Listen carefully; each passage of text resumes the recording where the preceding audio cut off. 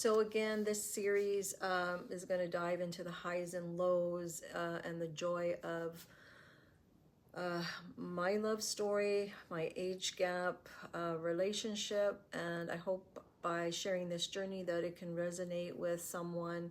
Maybe it can help someone along the way, not just regarding age gap relationships, but also how to understand in a relationship when the problem is between you and your partner, or are the problems in your relationship due to other people that are trying to involve themselves in your relationship. So again, it's sort of a beware sort of story as well.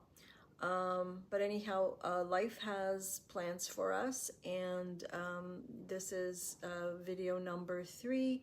And I'm going to get into a little bit of some of the other issues that we had. And this may have been because he was younger, attractive, a musician, I'm not sure. So he was someone that was known online, and he talked a lot about spirituality and that sort of thing. And we agreed and disagreed on a lot of things. We had our connection, but we also had our differences. I'm going to say that easily. One of the issues I had is I'm a person that if I'm in a relationship with you, I'm going to let you do what you want to do. I'm going to see what it is you want to do, right? I'm not going to tell you what you should and shouldn't do. I'm going to see what you're doing. So if we're committed to each other and we're saying we're committed to each other, then I'm going to take you at face value, and then I'm going to see what you do. And then I will act accordingly, and I'll do what I have to do as well, right? Okay, so one of our problems, I guess, too, was that he was someone that seemed very, very confident, but he really needed a lot of validation. He needed the village to tell him that, he was doing well and that, he was wonderful, and he was. But a lot of us don't really need a lot of that. And I feel that although he said he didn't need it, that, oh, there's my kitty cat.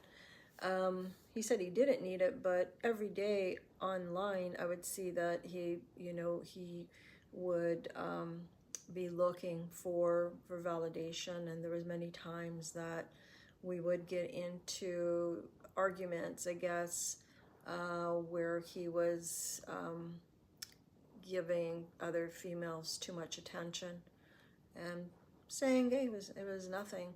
I completely trusted him. Nothing ever came of that, but it was just the feeling that, okay, you got to do something about that. You can be online and you can have your followers, but there's a point where you have to understand how this might impact your real life relationship.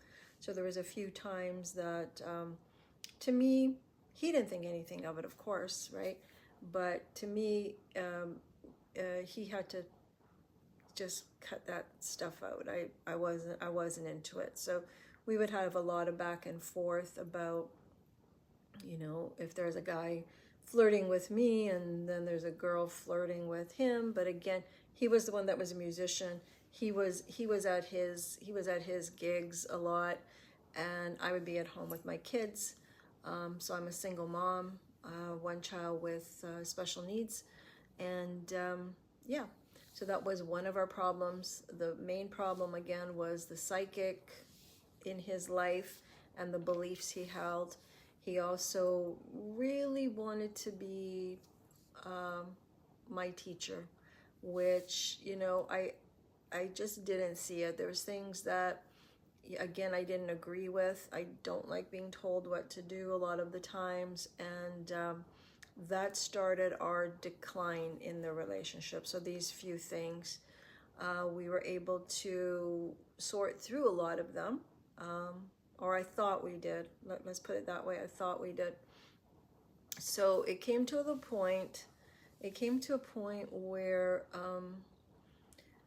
I guess I got fed up, and it was in year 4, and things were just, I just felt like I was talking to a wall. So I think other women would probably say, hey, you know what, that doesn't seem so serious. Like, what's your problem? You've got this great guy. And trust me, I do feel now that I perhaps could have done things differently. I'm far from perfect.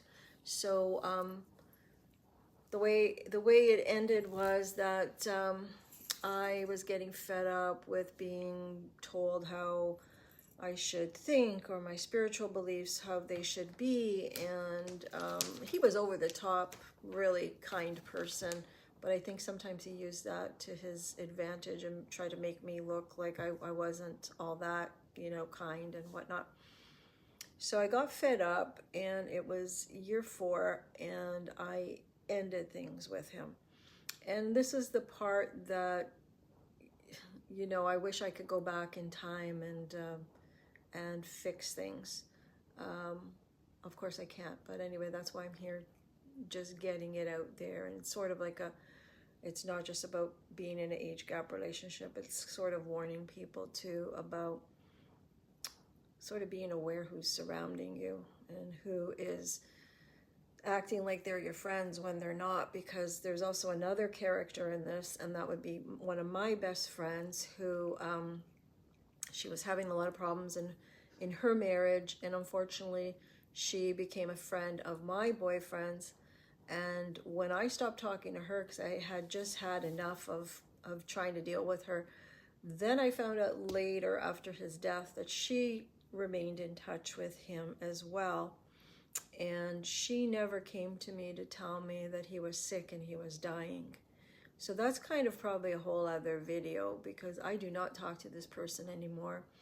I've never been betrayed as much as I've been betrayed by this person who I knew for a number of years, who was as close as a sister would be to me. So anyhow, that's another video. Sorry, I got sidetracked there. So near the end of our relationship, although things, I'm going to say 90% of the time were just amazing. He was a really good person. I do have a lot of regrets on how I handled things. I wish I just would have given him an ultimatum and said, look, you know, I think you're being extremely naive. This person does not have all these abilities. She wants you for more than a friend. Everyone says it. You're the only one that doesn't see it. Anyhow, I end up ending the relationship with him. And about a year passes, and I'm going to say a few months after I ended the relationship, we were still in touch. I'm going to say for about 4 months.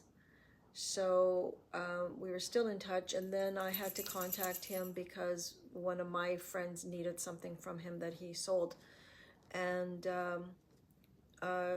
she tried to go to him first, but all my friends were blocked. So that's when I tried to reach out to him, and I said, why would you block us? Like, I didn't even know why I was blocked.